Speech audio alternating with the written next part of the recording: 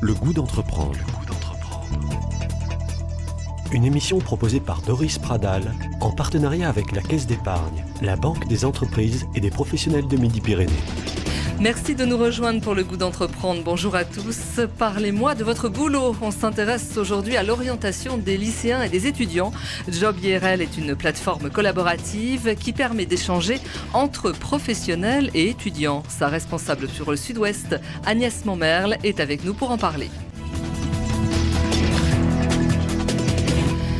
Quand un professionnel se met à la disposition d'un jeune et lui présente son métier, ça donne Job in Real Life, Job IRL. Bonjour Agnès Montmerle. Bonjour. Partager, rencontrer, informer, c'est le concept et le credo de Job IRL. On vous trouve d'abord sur le net. On nous trouve d'abord sur le net, mais aussi dans les actions de terrain. Notre plateforme sur le net est ouverte à tous les jeunes, elle est gratuite. Et par contre, on mène également beaucoup d'actions de terrain en région parisienne et moi ici en région Occitanie, dans les collèges, les lycées, auprès des jeunes les plus en difficulté. Voilà, on va en parler.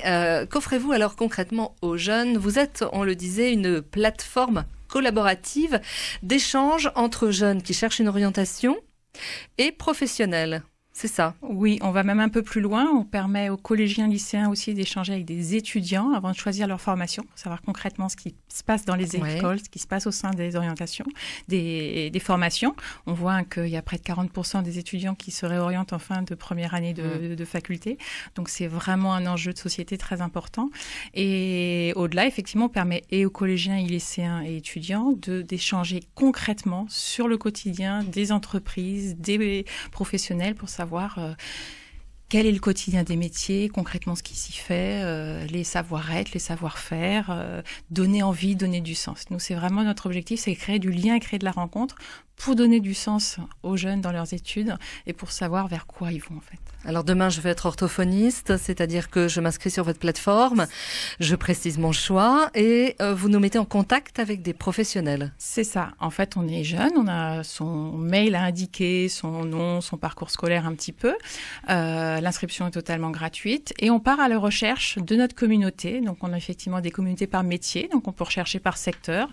Donc, ça peut aller du secteur du paramédical pour l'orthophoniste, à l'industrie, à l'informatique, à la fonction publique. On a 47 secteurs aujourd'hui. Et donc, on retrouve des métiers et des gens qui font ces métiers-là. Ouais. On n'a pas de fiche métier. Les acteurs le font très bien. Le site de l'UNICEF qui, effectivement, décrit très bien les métiers et les opportunités. Nous, ce sont des gens qui exercent ces métiers au quotidien, in real life, dans la vraie vie, qui se sont inscrits donc pour partager leur expérience en disant si un jeune est intéressé par notre métier, je suis à ses dispositions pour échanger avec lui. On voit souvent que nous, on met en relation et finalement, on voit souvent qu'il y a un échange de numéro de téléphone, un Skype si la personne est plus loin et des vraies rencontres avec, pourquoi pas, l'accueillir 1 heure sur son lieu de travail pour que chaque jeune puisse mettre un pied dans l'entreprise. Donc, c'est pas nous qui mettons en relation, les relations se font directement sur notre plateforme avec donc le professionnel qui reçoit une notification dans son mail en disant, voilà, tel jeune vous contacte à ces questions et après, ils se mettent en relation. Comment les professionnels s'inscrivent-ils chez vous ? C'est vous qui les démarchez ou ils viennent spontanément ? Alors, on a de tout. On a effectivement, nous, une grande action, effectivement, c'est de nous faire connaître et de connaître cette initiative solidaire de communication. On recherche après, aujourd'hui, voilà, on a quand même maintenant plus de 3000 professionnels qui couvrent presque tous les 840 métiers qui sont représentés chez nous. On continue d'ailleurs, si vos auditeurs...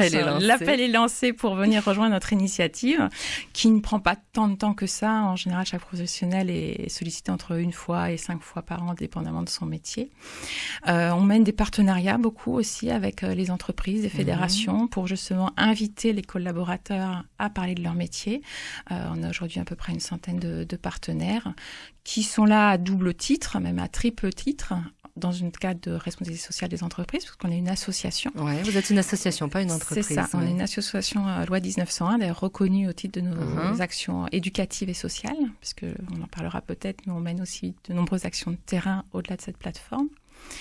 Mais aussi, donc, au-delà de cette RSE, c'est de valoriser le savoir-faire de tous les collaborateurs de l'entreprise, de faire connaître des métiers méconnus, de faire connaître des métiers qui ont parfois une mauvaise image alors qu'ils recrutent.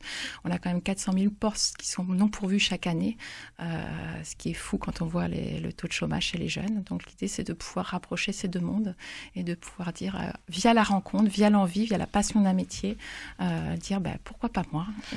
Donc vous avez une vue d'ensemble en fait de ce qui fonctionne ou pas aujourd'hui, avec un petit peu d'analyse et de recul. Qu'est-ce que vous seriez en mesure de nous dire dans les secteurs où on a besoin de main-d'œuvre aujourd'hui ?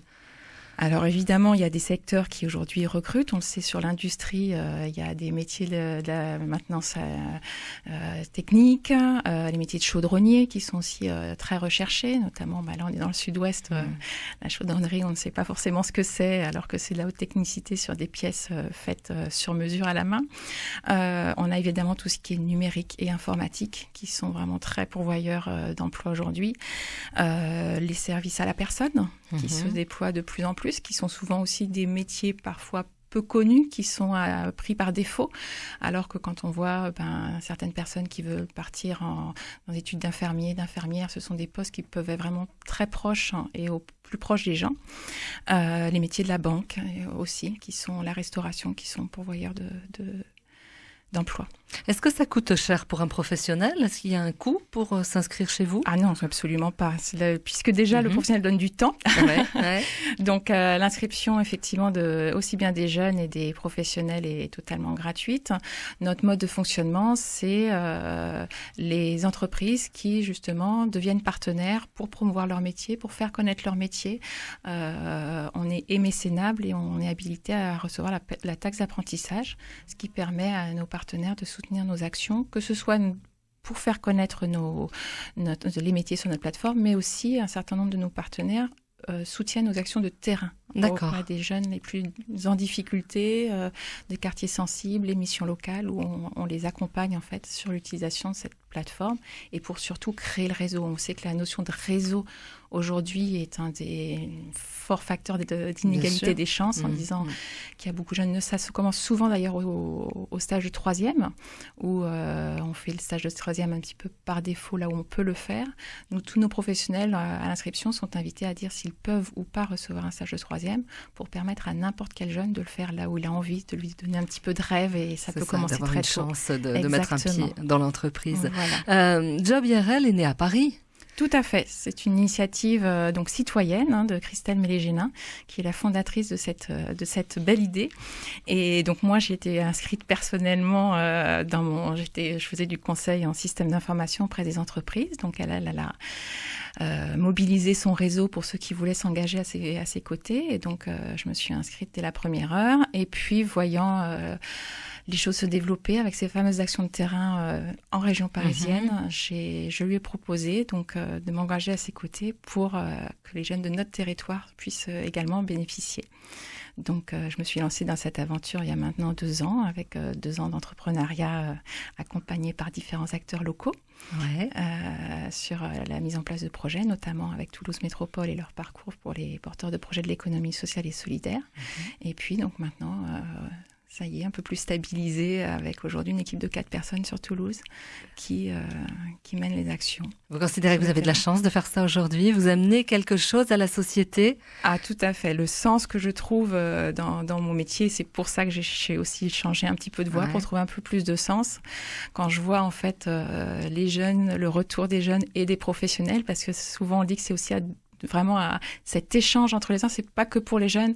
Et quand ils me disent mais c'est vous qui avez cette idée, mais c'est génial. Enfin, quand on était au salon de l'alternance et de l'apprentissage tout le week-end, de voir un peu ce qu'on leur propose et ce qu'on leur offre.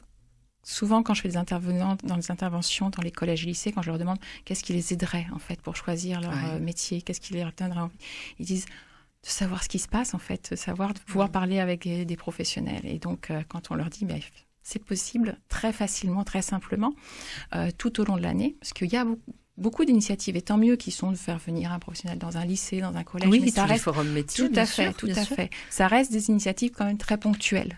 Là, l'idée, c'est vraiment de connecter tout au long de l'année les 28 millions d'actifs avec les 6 millions de jeunes en âge de s'orienter. Vous devez avoir beaucoup de demandes en ce moment, c'est la fin de l'année, orientation, difficulté de choisir, et puis ce fameux système post-bac APB qui pose problème tant aux parents qu'aux étudiants, qu'aux futurs étudiants.